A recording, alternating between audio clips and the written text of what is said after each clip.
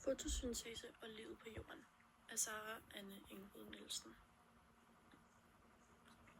Fotosyntese er den proces, hvor at planter de bruger sollys til at lave sukker, altså glukose og ilt. Det sker i grønkornene, også kaldet kloroplaster. De tager CO2'en fra luften og vandet fra jorden og laver det om til energi. Samtidig sender de ilt ud, som vi så også bruger, og det kan man vel sige, at på en måde, at fotosyntesen holder os alle sammen i live. Fotosyntesen foregår i 2 trin. Først er der lysprocesserne.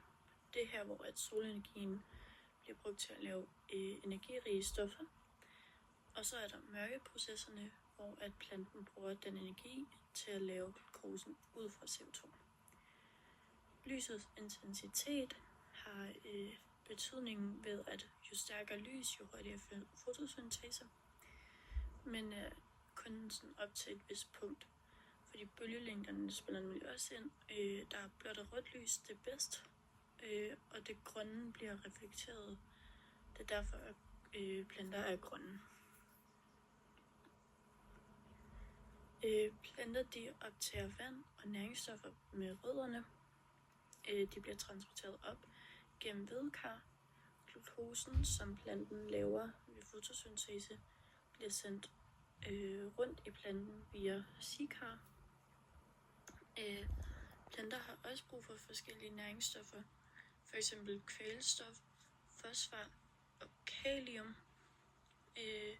De bruger det til at vokse, lave enzymer og bygge celler. Uden dem kan det ikke fungere. Fotosyntesen spiller en kæmpe rolle i kulstofskredsløbet. Planter det fjerner CO2'en fra luften, og dyr og mennesker sender CO2'en ud igen. For eksempel når vi ånder eller brænder nu af. Når dyr og planter de dør, bliver de nedbrudt, og kulstoffet kan ende i jorden, nogle gange som kul, olie eller gas. Når vi brænder de fossile brændstoffer af, sender vi faktisk ekstra CO2 ud, og det påvirker klimaet. Fotosyntesen er grunden til, at der overhovedet er liv på jorden. Planterne de laver ilt, som vi alle skal bruge. De laver sukker, som de selv og andre organismer lever af.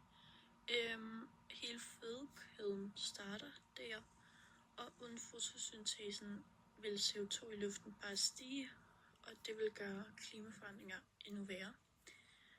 Så det er faktisk, det er virkelig en vigtig proces, både for os og for planeten.